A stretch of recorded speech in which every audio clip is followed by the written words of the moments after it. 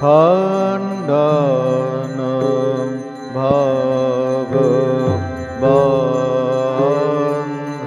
भवबन्धनं जगबन्धन वन्दे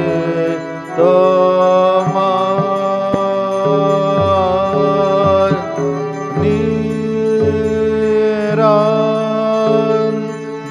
निरञ्जनं नररूपं धर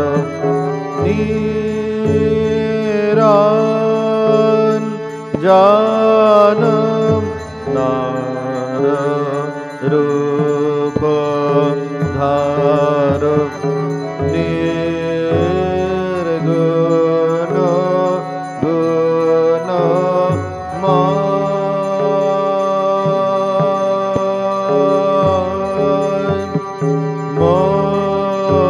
मोचन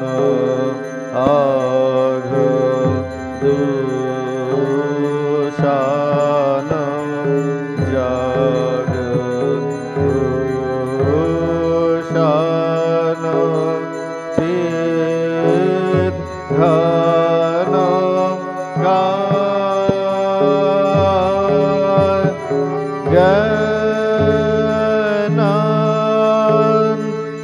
ज्ञानाञ्जनं विमलनयनं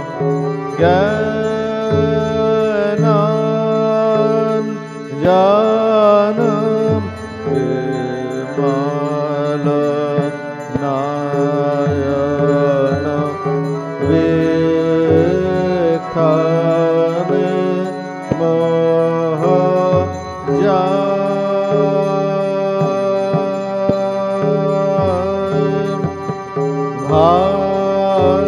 भास्कर भाव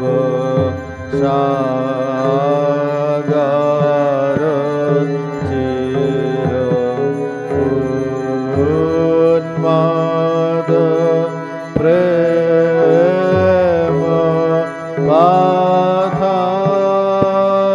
पाथर भक्तार जानम युगल चरण भक्तार जानम युगल चरण तारण भव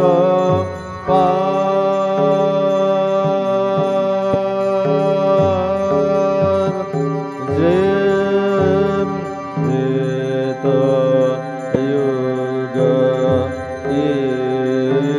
ईशार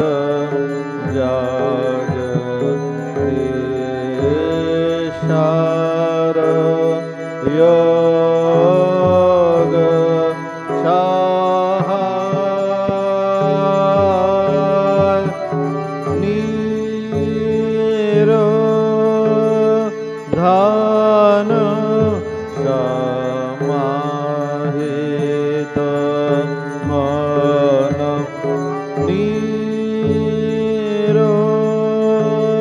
निरोधन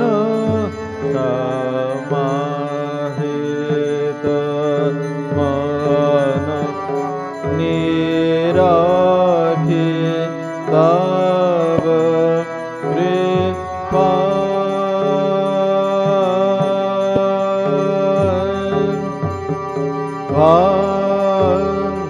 भांजन दुख गंजन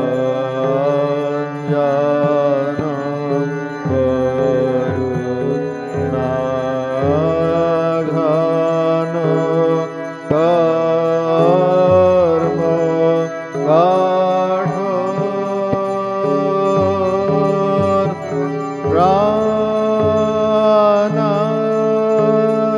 प्राणार्पण जगत तारण प्राण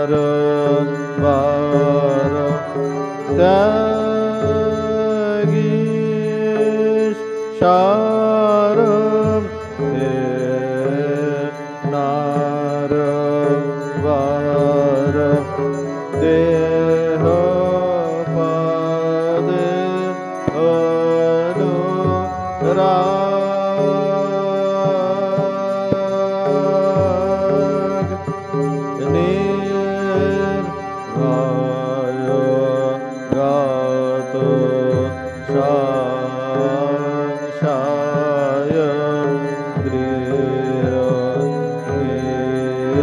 निश्चय मानसवान्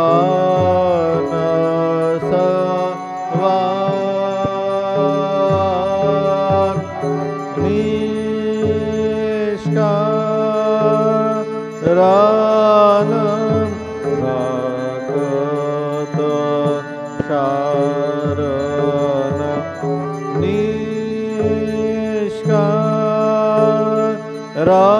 निष्कारणं भगत शरण त्याजे जाते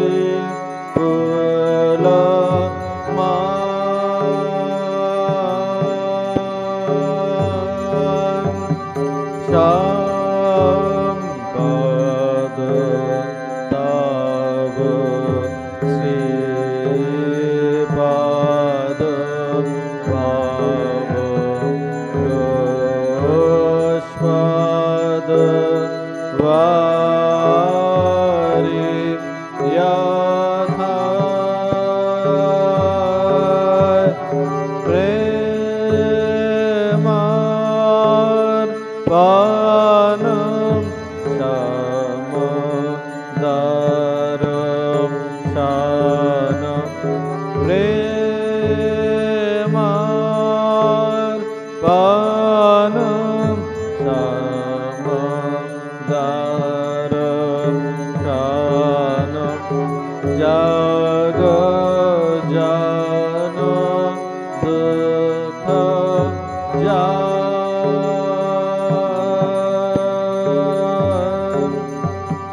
संपद तव श्रीपद भाव पुष्पद वारि यथा प्रेमार्पण समदर्शन प्रेमार्पण समदर्शन जग जन दुःख जाय नमो नमो प्रभु आज्ञमनादित नमो नमो प्रभु आज्ञमनादित मन वचनैकाधार प्रभु मन वचनैकाधार ज्योतिर्ज्योति उज्ज्वल हृदय कंदर ज्योतिर्ज्योति उज्ज्वल हृदय कंदर तुमि तम भंजनहार प्रभु तुमि तम भंजनहार नमो नमो प्रभु वाक्यमनादित नमो नमो प्रभु वाक्यमनादित मन वचनैकाधार प्रभु मन वचनैकाधार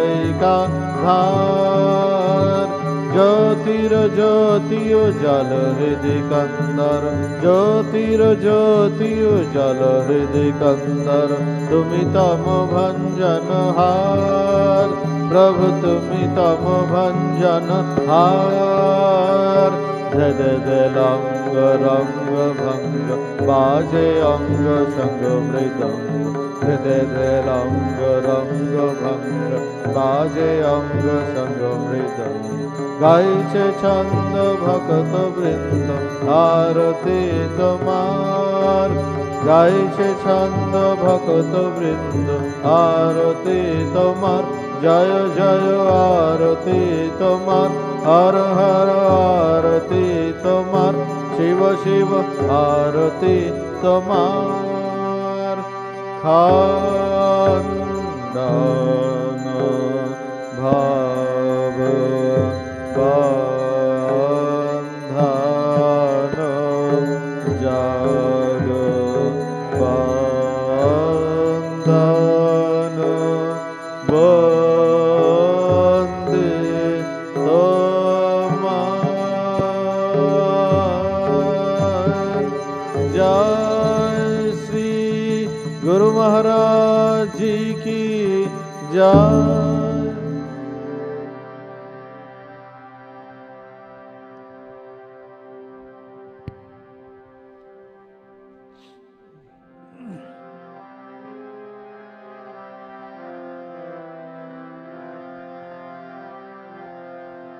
ॐ ह्रीं ऋतं त्वमचलो गुणजित् गुणेभ्यः नक्तं दिवं सकरुणं तव पादपद्मं मोहङ्कषं बहुकृतं न भजे यतोऽहं तस्मात् त्वमेव शरणं मम दीनबन्धो भक्तिर्भगश्च भजनं भवभेदकारीं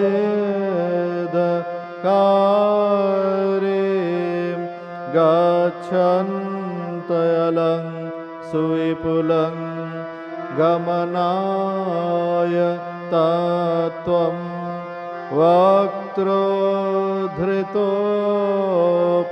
हृदये न मे भाति किञ्चित् तस्मात् त्वमेव शरणं मम दीनबन्धो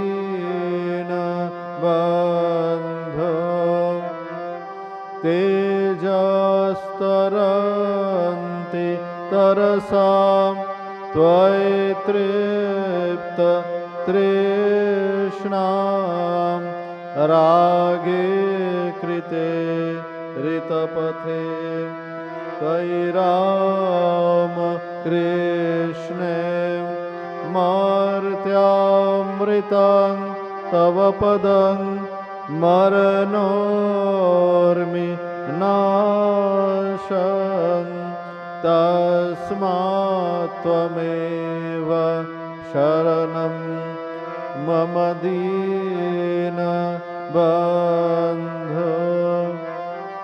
कृत्यं करोति कलुषं कुहकान्तकारीं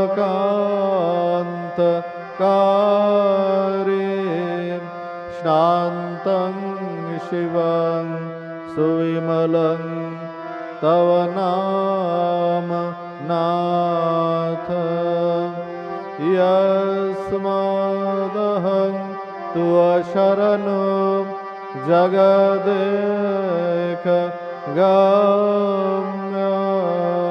तस्मात् त्वमेव शरणं मम दीनबन्धो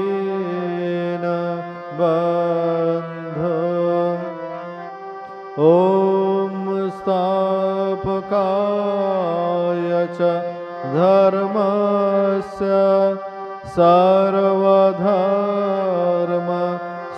सर्वधर्मस्वरूपिणे अवतार वरिष्ठाय रामकृष्णाय ते नमः। ॐ नमः श्री भगवते रामकृष्णाय नमो नमः। ॐ नमः श्री भगवते रामकृष्णाय नमो नमः। ॐ नमः श्री भगवते रामकृष्णाय नमो नमः।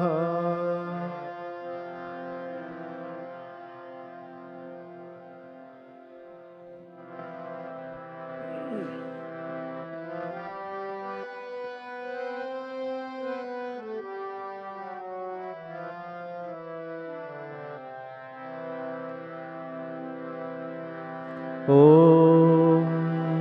सर्वमङ्गल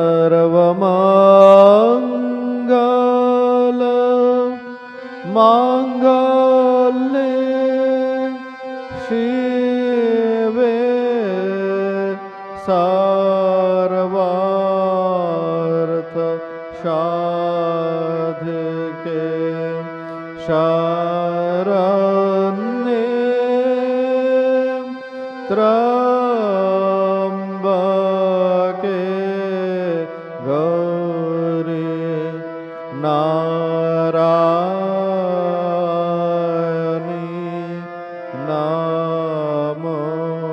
नमोस्तुते सृष्टि स्थिति विनाशानां शक्ति भूते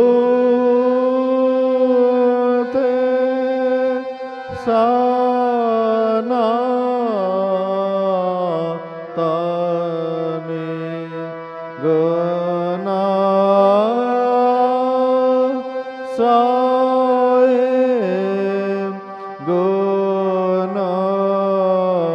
गुणमय नारायणे नमोस्तुते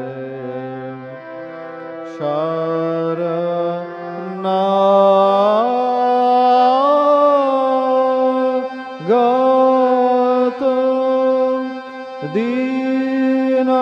दीनार्तो परित्राण परायणे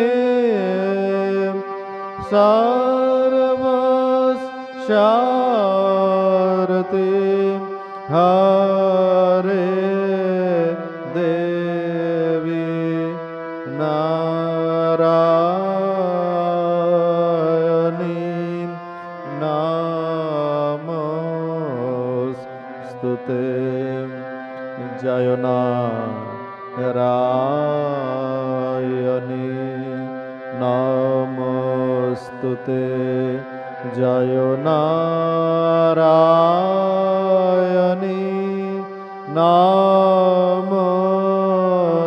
नमोस्तुते जय नारायणी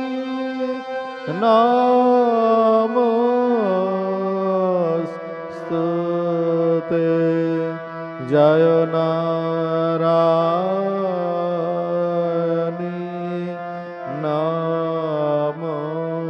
नमोस्तुते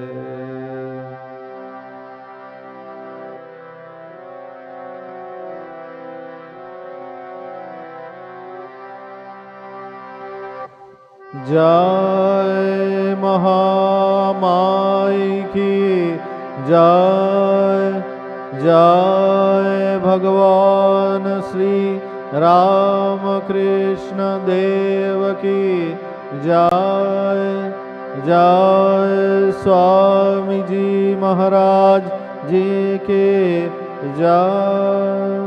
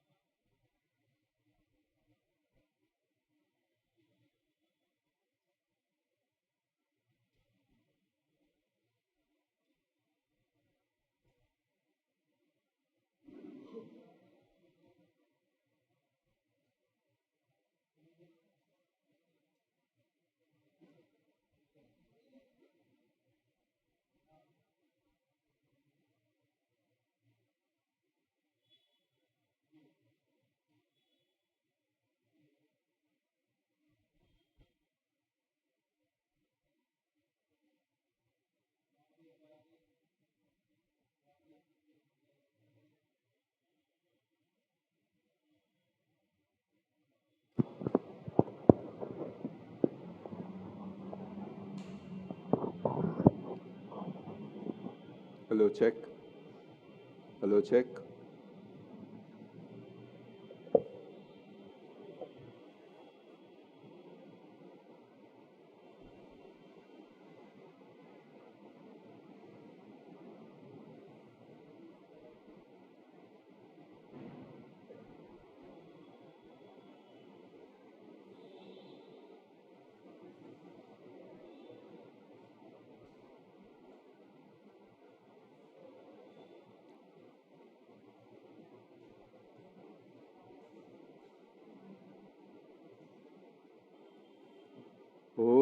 Namah Shri Yatirajaya Vivekananda Suraye Satchit Sukhasvarupaya Swamine Tapaharine.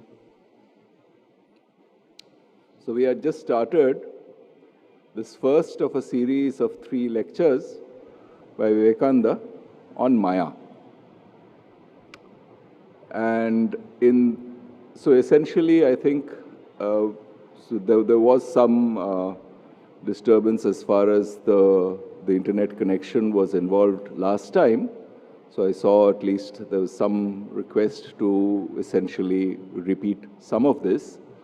So we'll just summarize what we said last time so that the context is ready. So essentially these 3 lectures, in the first, what Vivekananda is talking about is essentially Maya as an existential, purely day-to-day concept. Okay? That's the content of the first lecture. And I think one of the principal intents of this first lecture is to demystify, remove the mystery around this word so that we can relate to this idea in terms of our day-to-day life. That's the content of the first lecture.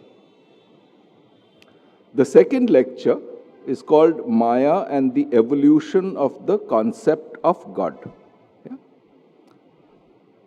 And we'll come to precisely the idea that title of that lecture summarizes in a quotation from the Shvetashvatara Upanishad that Vivekananda will come to. Let me just mention that line here. Mayang tu prakriting vidhi mayinang cha maheshwaram. Yeah? This is from the Shvetashvatara Upanishad. He will quote it later on. But essentially there the idea is that this Maya is all of nature and consciousness that rules over all this nature. In more Vedantic language, Maya avachinna chaitanya. That means consciousness as qualified by all of nature. Yeah? If you use the idea of rulership, then that's the same thing, but that is exactly what Maheshwara or Ishvara is about. This is the idea of God that will be explained in the second lecture. So long as we think we are limited beings, then we are in the throes of nature. We are commanded by nature. Our bodies and minds follow the dictates of nature, and therefore consciousness as qualified by all of nature is something that lies beyond nature, is a concept that naturally arises in our mind because we consider ourselves limited. As soon as we think of ourselves as limited beings, we immediately come to, because the human mind thinks of things in terms of these polar opposites, yeah? Yes and no, existence, non-existence, etc., etc., etc., etc. And therefore, as soon as we think of ourselves as somebody who is in the control of nature, we immediately conclude that there is this consciousness which rules over nature and is not ruled by it. This is therefore the idea of God that people come up with because of the natural way that the human mind behaves. And so basically conceiving of ourselves as limited immediately brings out the concept of the unlimited, the ruler of Maya, and that's the idea that the Shvetashvatara talks about, Mayinang cha Maheshwaram. This idea and the slow evolution of how people came up with these larger ideas of God, this evolution of the human mind, the expansion of the human mind, and the consequent development of the idea of God is going to come in the second lecture. But this is not adequate. Why? Because so long as this difference remains, there is going to be, it presupposes an aspiration for going beyond this nature. Otherwise, we could not even conceive of a being beyond nature. And this going beyond nature is exactly what freedom is about. This has various technical terms, I will not go into it, but that's what freedom really means. Being beyond the control of nature. This is freedom, and hence the third lecture, Maya and freedom. Yeah? So this is the sort of thread of thought of Vivekananda in these three lectures. First, Maya as a day-to-day concept, demystified, without mystery, something that we can engage with, something that we can use as a means of understanding, means of accepting this reality around us. Step one. Step two, the idea of a consciousness that lies beyond and an aspiration towards it. This aspiration, okay, so if you put it in theological terms, in personal or dualistic terms, that is exactly what the evolution of the concept of God is.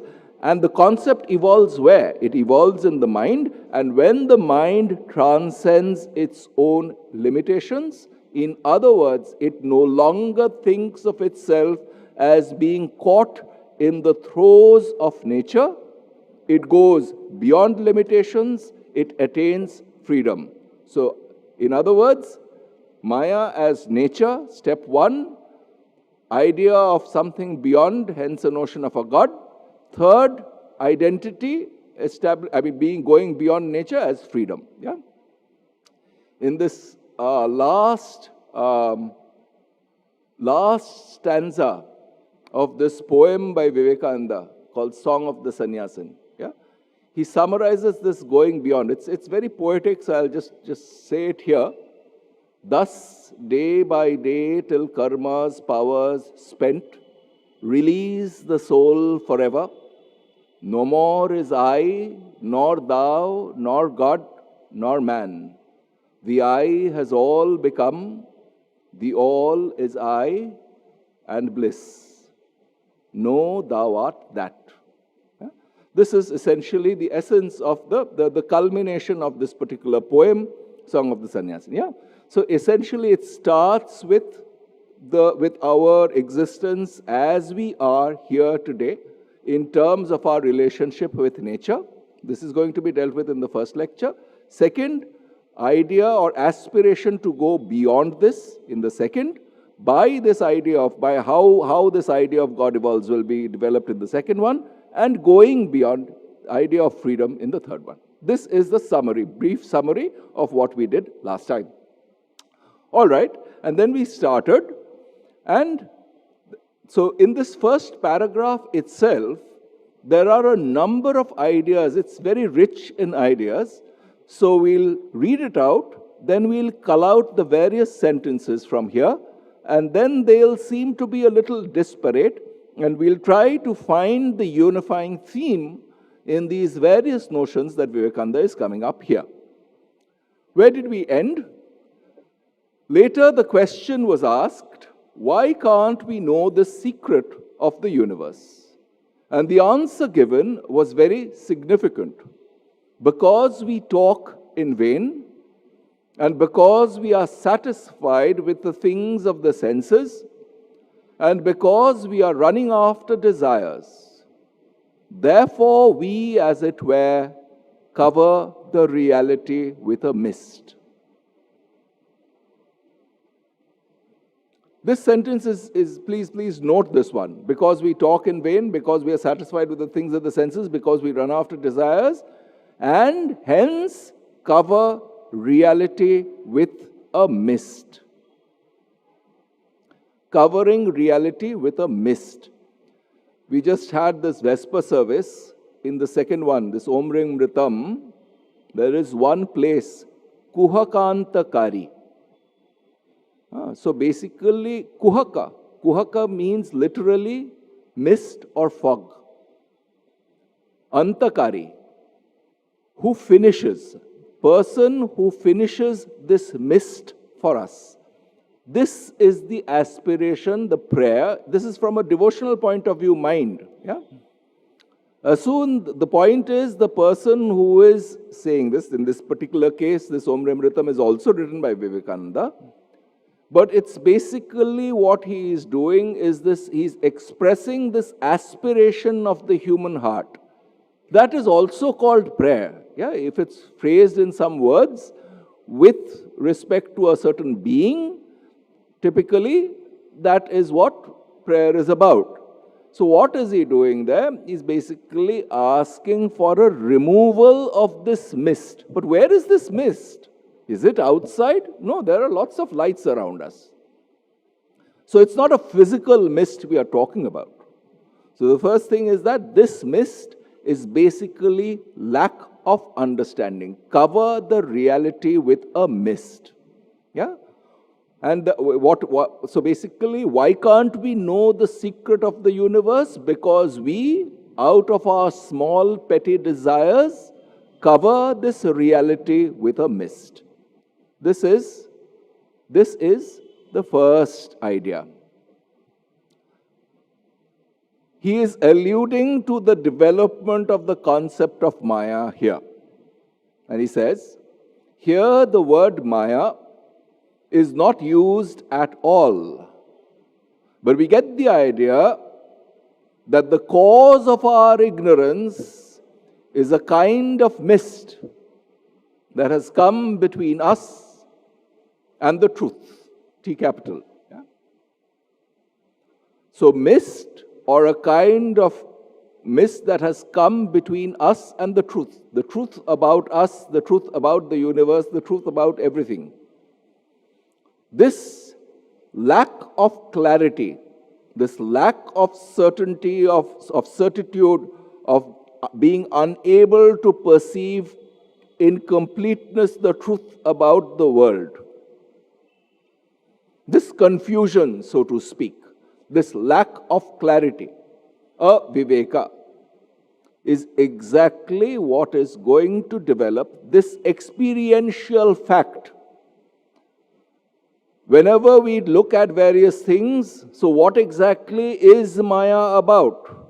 It refers, and he's going to give this answer towards the end, it is a statement of things as they are. For example, I am seeing these lights around me. I am seeing some stand in front of me. There's a mic in front of me. Are these, and then we ask the question, are these exactly what in themselves, are these exactly what they appear to us to be? In other words, as soon as we start asking the question, is this appearance real? Is there no difference between this appearance we see around us and reality in its truest sense? As soon as we ask this question of anything, can we not get greater clarity of understanding, of knowledge? As soon as we ask this question, what we are trying to do is penetrate this veil which we call a reality but is in fact not. This desire to go beyond these appearances to the content, to the real content, is exactly the aspiration to go beyond this existence in terms of our little being. In a different place, Maya has been defined to be this lack of inquiry which makes us feel satisfied with appearances. This satisfaction which we have in terms of our sense experience, taking that to be the ultimate reality, not worthy of further inquiry, is exactly what Maya is about. This then is an existential fact. we don't bother to inquire into the nature, into the real, true nature of things every moment of our existence. We take things as they are. We do not bother to ask what is really going on behind it. There are a couple of lights here. If we start looking at it from the scientist's point of view, what will happen is that this appearance is going to get resolved into something much finer, namely some electric discharge from one point to another and some gas which is getting charged in the process, emitting some energy, and that taking off on the form of light. Yeah? Which means that as soon as you start proceeding and inquiring into the structures behind it, this scientific inquiry is again something that is part and parcel of our being. In other words, the human being surrounded by the world is not willing in general to stay dumb, is not willing to say that I am going to remain stupid and not inquire into this world. So this inquiry, for this one does not need to be a scientist. A primitive man looks at the wonder of the world around him or her and inquires, where has this wonder come from? This wonder and the consequent inquiry is exactly the faculty that we have in us in both forms. The sense of wonderment with the sight around, with the universe around us, and this faculty to try to find what lies beyond.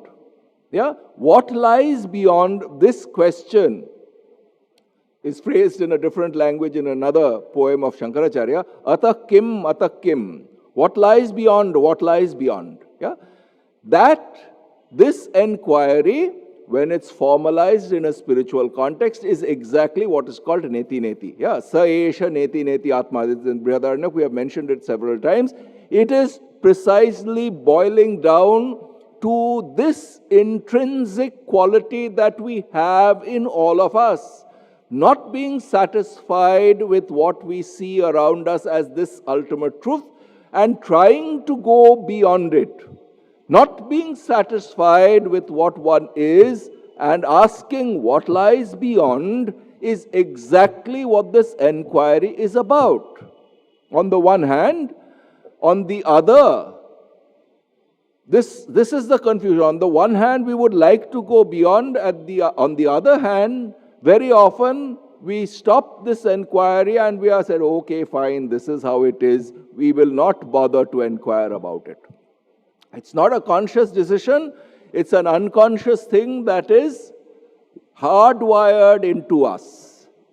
This not bothering to inquire is exactly what appears as a mist the moment we try to inquire. Yeah? This experiential fact is what is referred to as Maya. The lack of inquiry at a personal level, a viveka, not analysis, not discrimination, is also defined at a personal level as moha. In some place, Shankara says, moha is this. Moha. What is moha? Moha is aviveka. Moha means what? We use this word, somebody is mugdha. So it basically means, that means he's overcome by moha, which it can be used in a very positive sense also. Somebody sees a beautiful sunset and is fascinated by it. The mind is stilled. It does not bother to inquire into the reality behind that beauty. But this experience of being overcome by some experience and taking it to be true without inquiring further. In other words, dulling the faculty of inquiry. This is what at the individual level is called moha, and at the universal level, when described as a condition of all our day-to-day life, that is what is called Maya. We'll come to this a little later, where Vivekananda describes Maya as a simple statement of facts. Okay? So he started off with covers the reality with a mist. So I have actually jumped a little bit here, where we have described this thing as a mist, and we've jumped to the idea that Vivekananda will come up with a little later, namely a statement of fact. So we are relating two concepts of Maya here. One, Maya as a mist between us and reality. Second, Maya as a statement of fact. Okay, let's go on. Here the word Maya is not used at all, but we get the idea that the cause of our ignorance is a kind of mist that has come between us and the truth.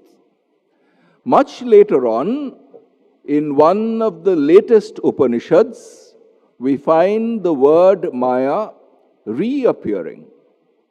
But this time, a transformation has taken place in it, and a mass of new meaning has attached itself to the word. Theories have been propounded and repeated. Others had been taken up, until at last the idea of Maya became fixed. And he says, we read in the Shvetashvatara Upanishad, know nature to be Maya. And the ruler of this Maya is the Lord Himself. This is the idea of Maya we started off with. Mayang tu prakriting viddhi mayinang cha maheshwaram. This, the Shvetashvatara Upanishad, amongst all the Upanishads, is probably the most devotionally inclined amongst the Upanishads. Yeah? And here, the idea is that Maya is all of this nature. And the ruler of this Maya, or consciousness as qualified by all of this nature, is Ishvara. Yeah? So we started off with the idea of a mist. This is the second one, as all of nature. Yeah? Coming to our philosophers, we find that this word Maya has been manipulated in various fashions until we come to the great Shankaracharya. The philosophers, the theory of Maya was manipulated a little by the Buddhists too, but in the hands of the Buddhists, it became very much like what is called idealism, and that is the meaning that is now generally given to the word Maya. When the Hindu says the word world is Maya, at once people get the idea that the world is an illusion. This interpretation has some basis as coming through the Buddhistic philosophers, because there was one section of the philosophers who did not believe in the external world at all. But the Maya of the Vedanta, in its last developed form, is neither idealism nor realism, nor is it a theory. It is a simple statement of facts. What we are and what we see around us. So we've said many things here. We started off with, so let's elaborate, let's elucidate some of these points. What did we start off with? Maya as this notion of a mist or lack of clarity, lack of ability to get at the truth of the universe. This was the first idea. Second, from a devotional point of view, Mayang tu prakritim viddhi, that means Maya is nature, Mayinang cha maheshwaram. So Maya as nature.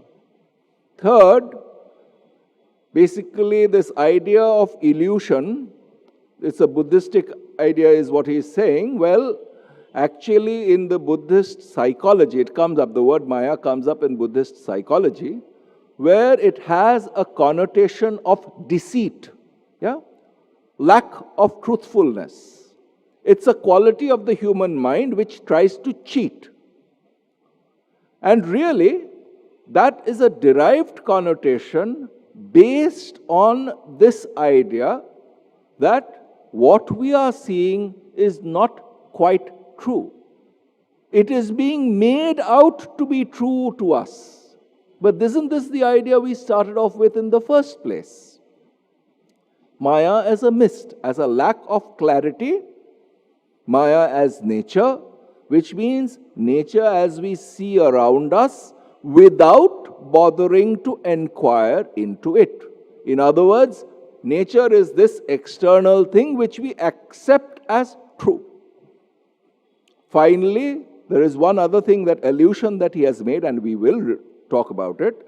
He says that when we come to the great Shankaracharya, we'll say what Shankaracharya says about Maya and relate it to these ideas.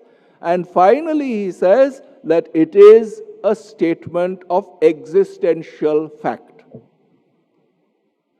We have tried to thread these three ideas here together. First, lack of clarity of understanding or lack of truth, which means nature as we see it is not what it is in itself. This is borne out by the fact there is a pandemic going on. Do we see viruses floating around in the air around us? No. So it is not in terms of our sense perception. However, its effects in terms of people suffering and dying is very real and very tragic. Which means that nature as we see it in our day-to-day life is not what nature is in itself. All right? So which means that nature needs to be seen through a lens, through a magnifying glass, through a microscope, through our intelligence, through our consciousness, through this faculty of knowledge. That gives us a certain partial view of nature, which means basically what this is saying again is that we see only nature as a tip of an iceberg, and not being willing to penetrate deeper is what is going to give us this mist between nature and us. This is the existential fact. So we have threaded together these three ideas as a mist, as nature, and as a statement of fact. And we have also related it to this idea of deceit that is there in Buddhist psychology. Finally, we'll bring in Shankaracharya's definition of Maya and try to relate it with this collection of ideas that we've just now elucidated. What is Shankara's definition? And it's very poetic again, but if you read it first, it sounds a little mystifying. What does he say? This is from the Vivek Chudamani. As I said, Viveka is the faculty that is supposed to cut through this individual aspect of moha, which takes nature as it is, this mist. Yeah? It's supposed to cut through this mist. So Vivek Chudamani, yeah? Crest jewel of discrimination, analysis. What does he say? What is Shankara's definition of Maya there?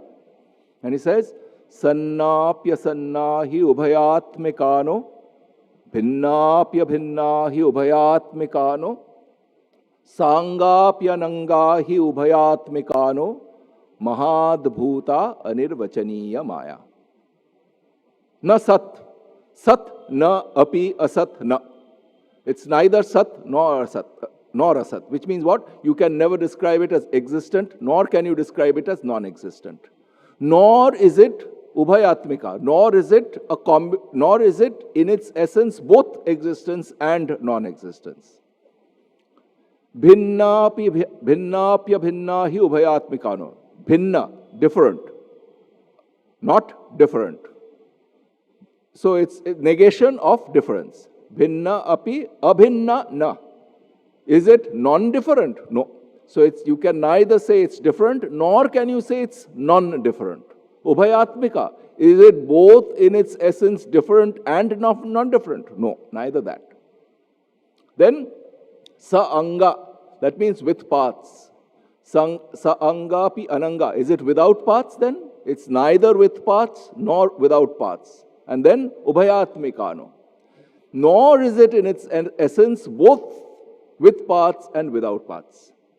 Then finally, last sentence, Mahadbhuta, cause of great wonder, Anirvachaniya.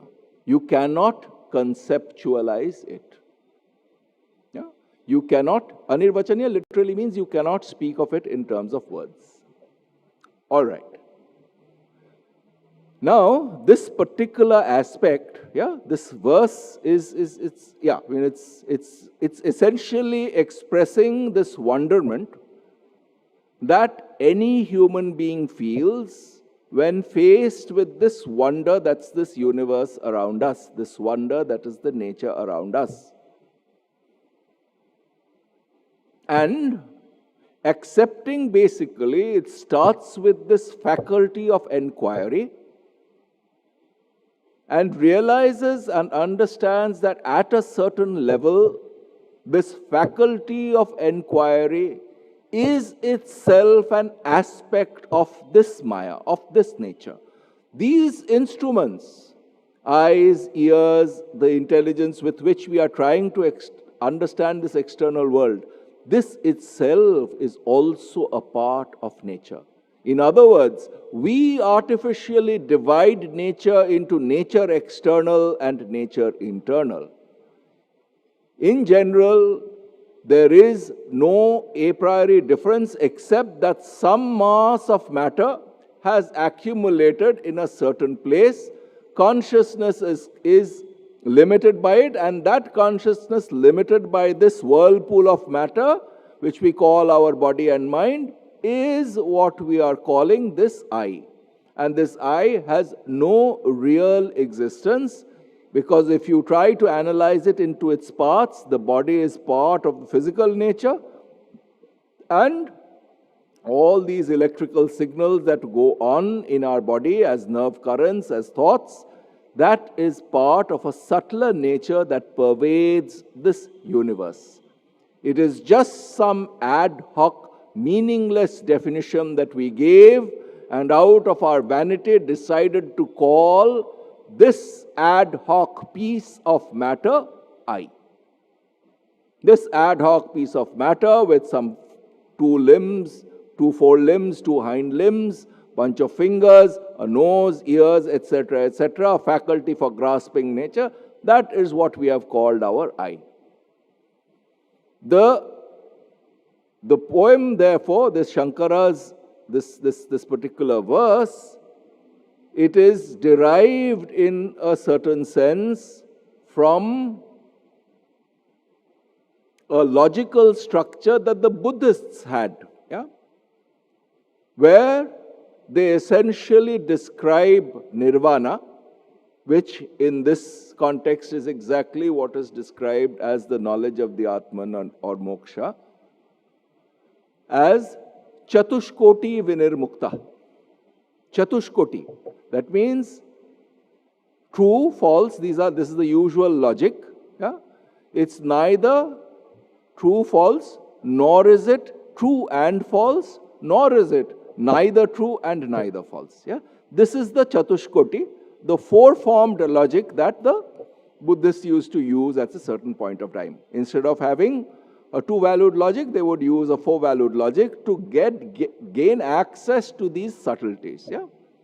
In very poetic language, Shankara has said it in this place, in the Vivek Chudamani, Sannapya sannahi ubhayatmikano, bhinnapya bhinnahi ubhayatmikano, Sangapya nangahi ubhayatmikano, mahadbhuta anirvachaniya rupa.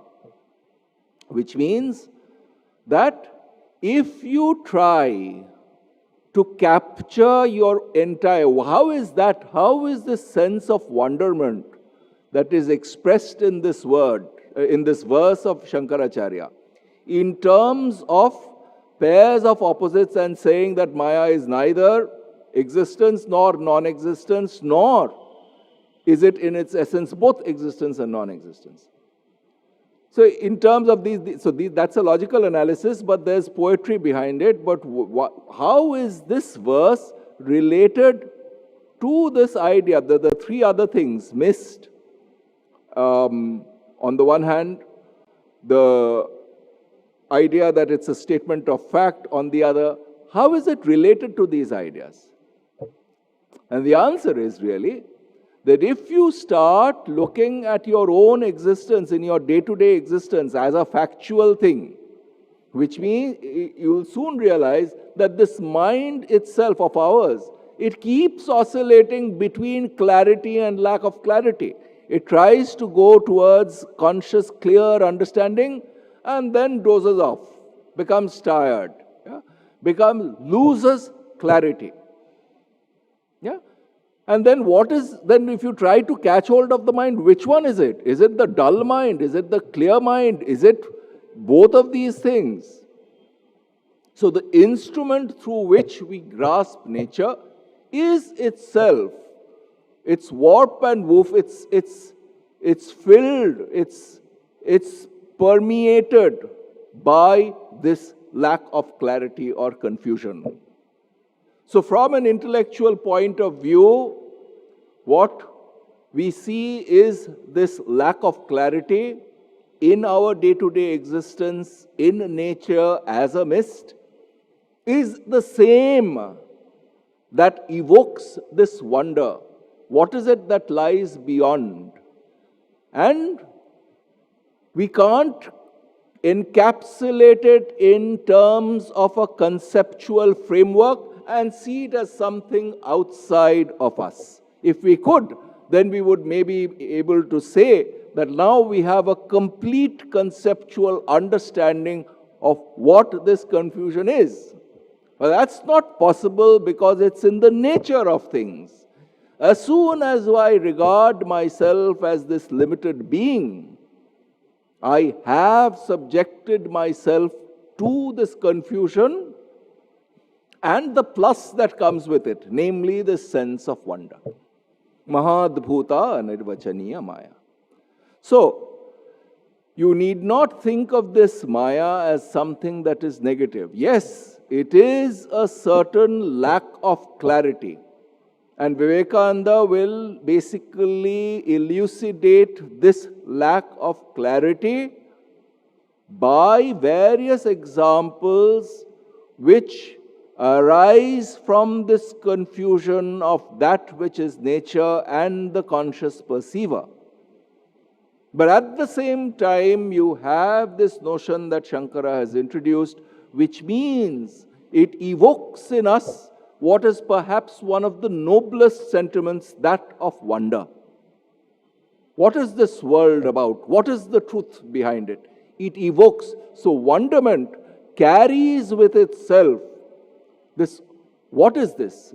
In the Kathamrita, Ramakrishna describes this sentiment as the mind, when it gets elevated to the heart, it starts saying, Eki, Eki. What is this? What is this? What is this wonder? What is this wonder? Yeah? This primeval wonderment in the human heart when surrounded by this world. Yeah? Wonderment, the way you phrase wonderment is in terms of a question, more precisely an exclamation mark. But what is this? Yeah? When you remove the exclamation mark and make it a matter-of-fact thing, it becomes enquiry. In other words, one is not supposed to stop at that wonderment, but try to inquire further and further so that we can understand this reality in more deeply in its truest sense. In other words, so that this mist, this kuhaka, can be removed through whatever means. This prayer is essentially, is basically expressing this desire. Kuhakantakari, that prayer is essentially this desire, so that this mist may cease to be, and my being can understand reality more closely. In terms of whether it is an expression of this deep aspiration, or whether you are framing it as an inquiry, what lies beyond, atakim. It is expressing this foundational aspect of our being which defines us as human beings. Yeah? And the force that holds us back is in a sense what Maya is. But in the sense, this wonderment is also an aspect of this Maya. So Maya has these two aspects. One which cloaks and the other which tries to remove these obfuscations and goes towards clarity. So we've really given 4 to 5 one-sentence definitions of Maya in this particular discussion. And we'll come back to it and start from this next time. Om Shanti Shanti Shanti Harihi Om Tat Sat Shri Ramakrishna Arpanamastu.